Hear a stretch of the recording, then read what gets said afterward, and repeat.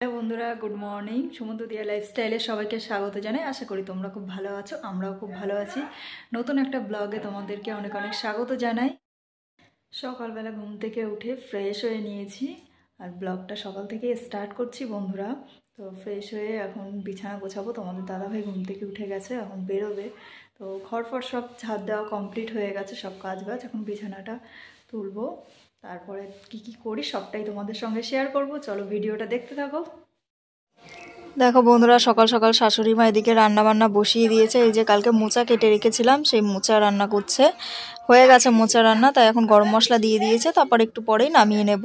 তারপরে মাছ রান্না করবে। এই দেখো একটু ঘি দিয়ে দিচ্ছে নামানোর আগে, টেস্টটা ভালো হবে। হ্যালো বন্ধুরা, তো সব কাজ বাজ করে স্নান করে পুজো দিয়েই ঘরে আসলাম। পুজো দেওয়া হয়ে গেছে। তো এখন একটু ভিডিও এডিট করব, করে তারপর খাওয়া দাওয়া করবো। এখন 1টা বাজে, একটু পরে খাওয়া দাওয়া করবো দুপুরে। এখন একটু ভিডিও এডিট করিনি, তো চলো আবার পরে দেখা হচ্ছে।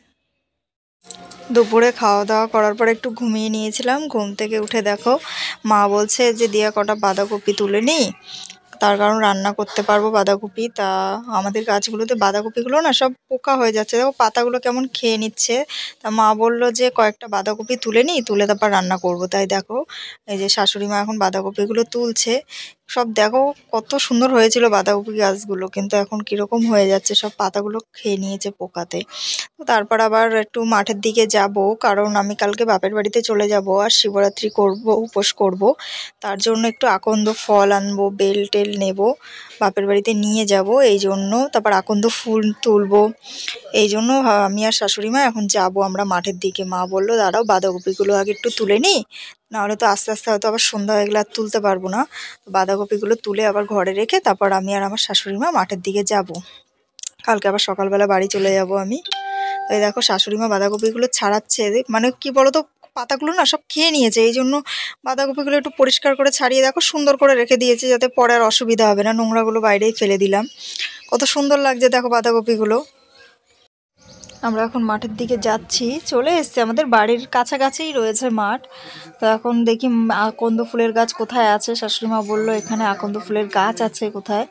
তা এখানে এই যে আমার শাশুড়ির মা, আর ওই দেখো কুল গাছটাতে কেটে ফেলেছে। কুল গাছটা কদিন আগে এসেছিলাম যখন, তখন কুল গাছটাতে অনেক কুল ধরেছিল জানো না। আর এই কুল গাছটাতে কত বড় বড় কুল হয়, আর কুলগুলো না হেভি মিষ্টি খেতে। এটা শাশুড়ি মা বলেছে আমাকে, সেটাই জানি। তো এখন আমি একটা হাতে কুল দেখলে না, ওটা ওখান থেকে একটা পেলাম। তো পেয়ে ওটা খেলাম, খাওয়ার পরে দেখলাম যে খুব সুন্দর হেভি মিষ্টি, এক ফোঁটাও টক নেই। আর এই যে আকন্দ ফুলের গাছ দেখো বন্ধুরা, সেরকম একটা নেই, কয়েকটা ফুল আছে, ছোট ছোট সব ফুল ধরে আছে। তো দেখি দু একটা নিয়ে যাই বাড়িতে। আর এই কুলটা যে কি সুন্দর খেতে, কি গাছটা কেটে দিল। আমি তো আরো ভাবছিলাম আজকে যাব মাঠে গিয়ে কুলটা খাবো পেরে। আর এই দেখো এটা কিন্তু মটর নয়, এটাকে ডিপটি কল বলে আমি যতদূর জানি। ঠিক আছে, দেখো এখানটায় সব ক্ষেতগুলোতে জল দিচ্ছে, আর দেখো চারিদিকটা সবুজে সবুজ লাগছে, কত সুন্দর। আর দেখো সব ধান গাছ লাগিয়েছে, আর দেখো চারি সাইডটা কত। এই যে আমার শাশুড়ি মা দাঁড়িয়ে রয়েছে এইদিকে, বলছে বাড়ি চলো সন্ধ্যা হয়ে যাচ্ছে। তা বাড়ির দিকেও চলে যাবো এখন। তা মাঠটা একটু ঘুরে দেখলাম, আর এই দেখো কি সুন্দর জল পড়ছে এখান দিয়ে। এখানে কিন্তু স্নান করতে খুব ভালো লাগবে, যেন ছোটবেলায় আমরা এরকম মোটরে স্নান করতে যেতাম। আমরা দল বেঁধে এরকম সবাই মিলে স্নান করতে যেতাম, কত আনন্দ করতাম। সেই সব দিনগুলো সত্যি আর কখনো আমরা ফিরে পাবো না।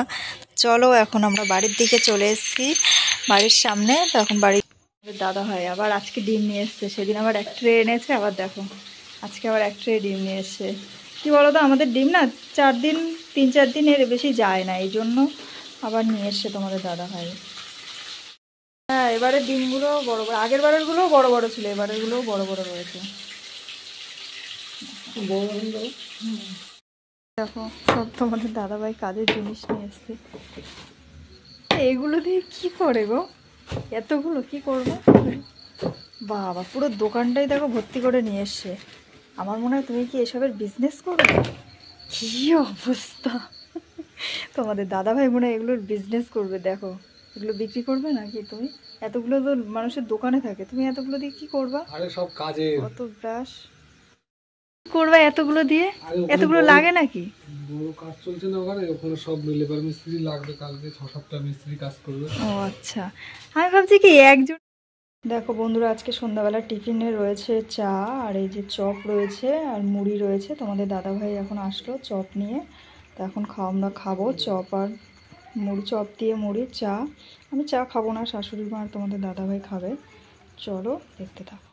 তো বন্ধুরা, রান্না করতে চলে এসেছি। এখন পায়েস রান্না করব। আজকে শাশুড়ি মা বলছে পায়েস রান্না করবে, তার জন্য আমাকে বললো যে একটু আমি তোমাকে দেখিয়ে দিচ্ছি, তুমি এটা করাটা শেখো পায়েস। আমার শাশুড়ি মা যেভাবে পায়েস রান্না করে না, সত্যিই আমার শেখার খুব ইচ্ছা, কারণ উনি যে পায়েসটা রান্না করে এতটাই সুন্দর লাগে খেতে। তার জন্য আমি ভাবলাম আমি একটু শিখে নিলে আমিও পরে করে খাওয়াতে পারবো সবাইকে। তো চলো তোমরাও দেখতে থাকো কিভাবে করি পায়েসটা রান্না। দেখো বন্ধুরা, পায়েস করার জন্য এই যে দুধটা জাল দিচ্ছি তেজপাতা দিয়ে, তারপরে চাল দেব। আর এদিকে ভাত বসিয়ে দিয়েছি। এই যে গোবিন্দভোগ চাল দিয়ে পায়েস হবে। এখন চালটা একটু ধুয়ে নিই, ধুয়ে তারপর দুধের মধ্যে দিয়ে দেবো। দেখো কিশমিশগুলোকে ভিজিয়ে রেখেছি, একটু পরে দেব কিশমিশগুলো। বন্ধুরা, ভালো করে দুধটা জাল দিয়ে তার মধ্যে এখন চাল দিয়ে দিয়েছি। চালটা এবার ভালোভাবে ফুটে গেলেই তারপর গুড় দিয়ে দেব, আর কাজু কিশমিশ দিয়ে দেবো একটু পরেই। তো আজকের যে পায়েসটা রান্না করছি তার মধ্যে এটা কিন্তু 1.5 কিলো দুধ দিয়েছি এর মধ্যে, আর গোবিন্দভোগ চাল রয়েছে 150 গ্রাম।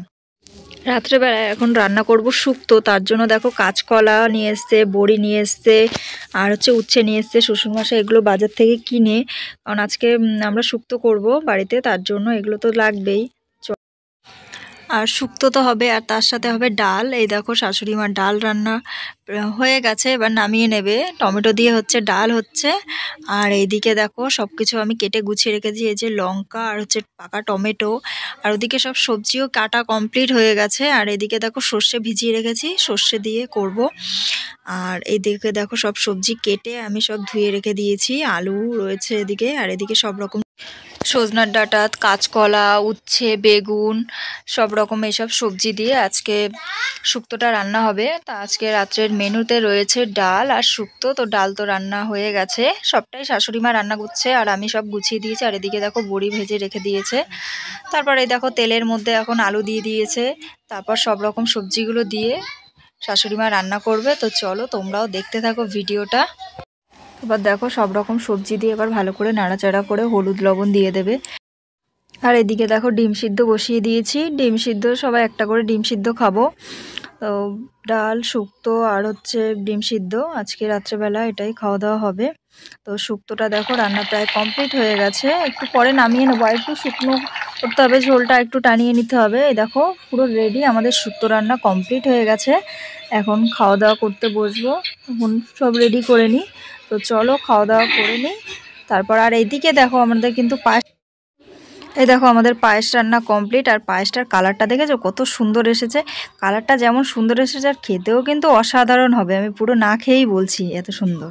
পায়েসটা ঘরে নিয়ে আসলাম, খাওয়া দাওয়া করার পর বললাম একটু পরেই খাবো, তার জন্য ঘরে নিয়ে এসেছি পায়েসটা। আর দেখো খুব সুন্দর লাগছে দেখতে পায়েসটা। এখন পায়েসটা খেয়ে নিই চলো। আর আজকের ভিডিওটা এখানেই শেষ করলাম। ভিডিওটি যদি তোমাদের ভালো লেগে থাকে অবশ্যই like, comment, share and subscribe করে দেবে। চলো বন্ধুরা, টাটা, ভালো থেকো, সুস্থ থেকো, গুড নাইট।